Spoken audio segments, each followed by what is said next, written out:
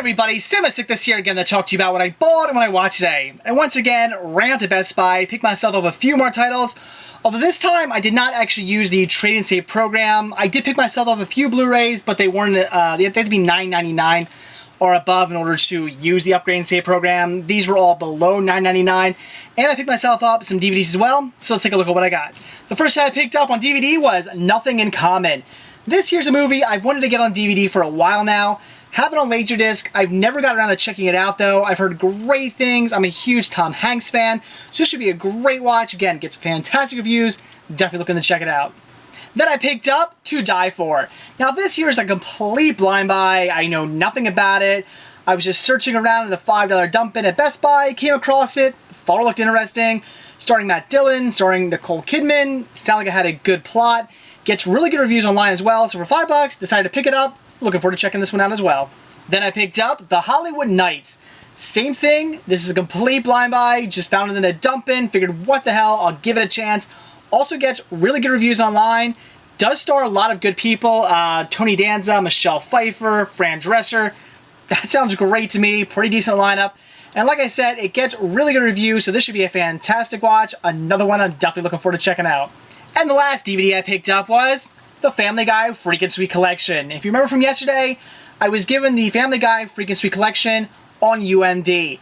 So I wasn't quite sure if I really wanted to get it on DVD as well, but I figured, what the hell, I'll pick it up, because UMD, it's sort of a dead format, and when it comes to collecting, if I have something on a dead format, a format that didn't really last too long or didn't really pan out, I do like to also own a copy on a better format, a format that actually lasted and that, you know, if my player ever dies, I won't have a hard time finding another copy of, or let's say my UMD goes bad for some reason, I'll have a much harder time finding another UMD than I will finding another DVD. So definitely wanted to grab this, and I was also surprised to see something that I was not aware of with this DVD release. It contains the controversial When You Wish Upon a Weinstein episode. It says never aired on TV. And it also says original restored and uncensored Road to Rhode Island episode, never before available on DVD. That sounds pretty cool to me. I didn't really look up the Rhode Island one. I'm not sure if Road to Rhode Island, the uncensored version, is available on any other DVDs. I'm not sure, but from what I could see, When You Wish Upon a Weinstein is not available on any other DVD set except for this one. So for that reason alone, this is definitely worth picking up. It was in the $5 dump bin. Had to grab it. So that's it for the DVD. So now onto the Blu-rays. And I picked up 3 all marked at $7.99 a piece, which, yes, is technically $3 over my limit, but I did just sell a bunch of stuff on Amazon, so I felt justified in buying it because some of the money I put towards these, I was getting for free off Amazon. And the first time I picked up was No Strings Attached.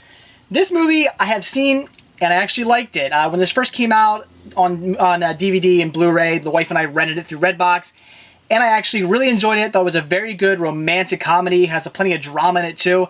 It's a decent movie, nothing necessarily special over the top or anything that I would highly, highly recommend, but I would say if you're into romantic comedies and romantic sort of dramedies, I would recommend checking out. You'll probably enjoy it, and I gotta say, Natalie Portman, I love this cover art. I mean, it's, again, nothing fancy, but just for Natalie Portman there alone, I love this artwork. It looks great. So definitely wanted to pick this one up because, like I said, it was a decent watch, and for $7.99, thought it was a good deal. Then I picked up Mystic Pizza, simply grabbing this one to replace my VHS copy. However, I have not got around to watching my VHS copy. I've actually not seen this movie, which really does surprise even myself that I've not seen Mystic Pizza. I know this is a classic. I know, a lot of people love this movie. I've seen many, many great reviews on this movie. I've read many great reviews on this movie, but I've just never got around to checking it out. So now that I have it on Blu-ray, I'm going to sit down and watch this one ASAP. I know it's going to be great. And the last hit I picked up was Inglorious Bastards, a movie that I've actually seen once before.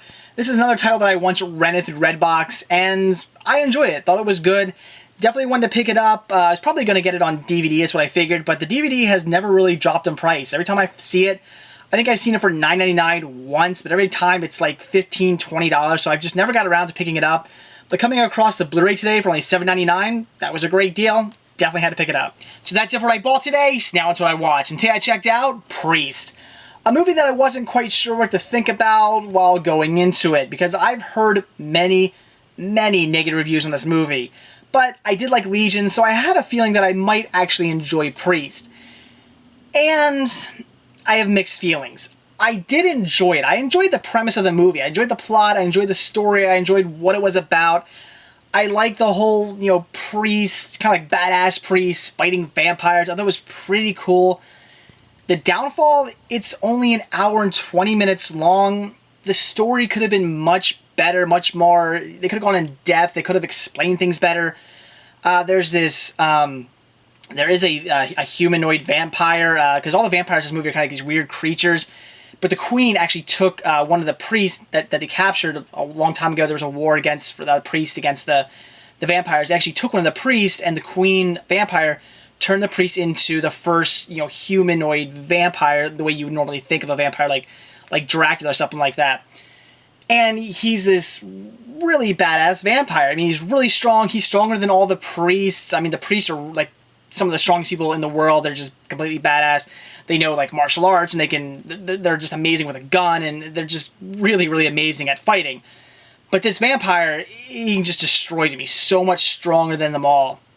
And you would think, okay, they're building this vampire up. He's so strong. He's so great. He's so much powerful.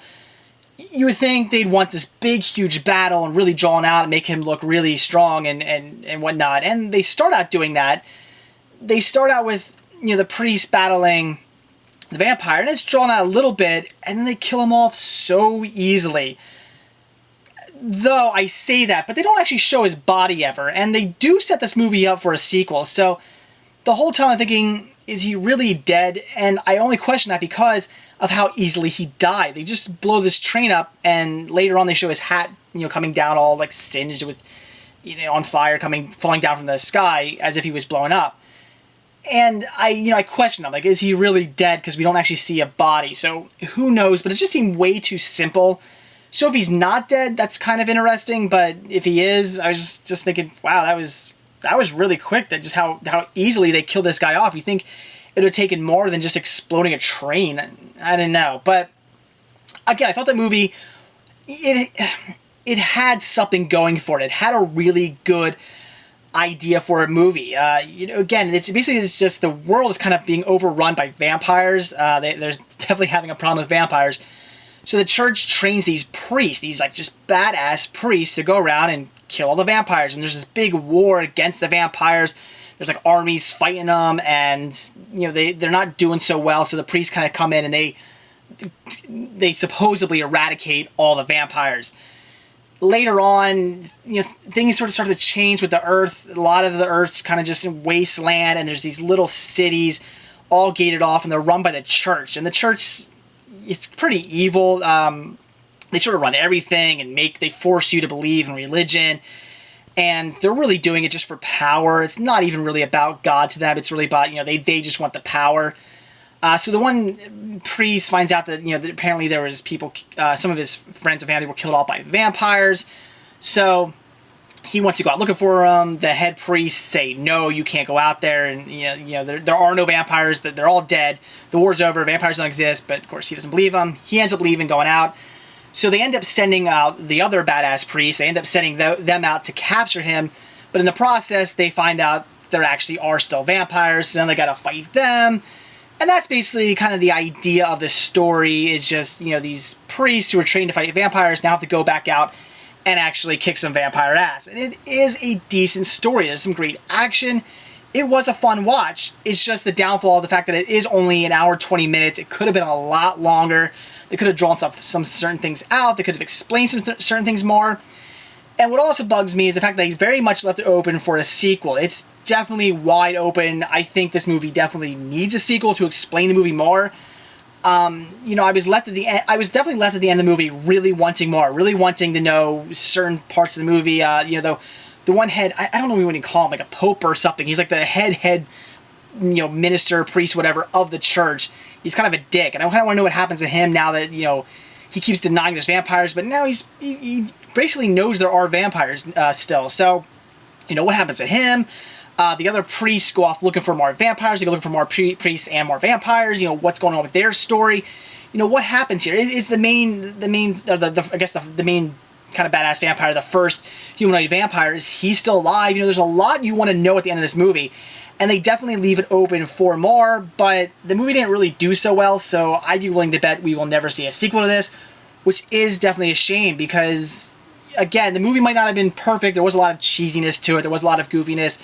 It wasn't the perfect movie, but it was good enough, and it was a decent enough story that I would like to see a sequel to, you know, kind of answer all the questions I have. But I don't think we'll get it, which is definitely a downfall. So will I say check Priest out? I would say, yeah, check it out. It was, you know, it'll keep you entertained. It was a very entertaining popcorn movie. If you like vampire movies, you'll probably like it. You know, like I said, it was not perfect. It definitely has its downfalls. Like I said, there's some cheesiness and some goofiness and some certain things that I kind of rolled my eyes at here and there. And the fact that it was so short was definitely a downfall. It really should have been maybe like, this movie could have been 2 hours long and really done a much better job had it been, you know, drawn out for like another half hour. They could have explained more. It could have been a better movie. So again, if you're into action movies, you're into popcorn movies, you're into vampire movies, it is one I would say worth checking out. Would I say own it? I'd recommend owning it. I'd say if you can get it for $5 or less, it's worth picking up. But otherwise, I would say at least give it a rent and check it out. You'll probably enjoy it. So that's it for what I bought and what I watched today. Definitely excited about all the titles I picked up from Best Buy today. Got some great deals there. And also watching Priest, like I said, I enjoyed the movie. Definitely thought it could have been better. Had its problems, you know, maybe drawn out a little bit more and maybe written a little bit better. It could have been a fantastic movie. It could have been the next Underworld, really. I mean, it really had a lot going forward. It just quite didn't make it over the hump. It was going up that hill and getting pretty good, and then it just sort of plateaued out, unfortunately. But it still was a decent movie that I would definitely say is good enough to check out. So that's it. Thanks for watching. Stay tuned to see what I bought when I watch tomorrow. See ya.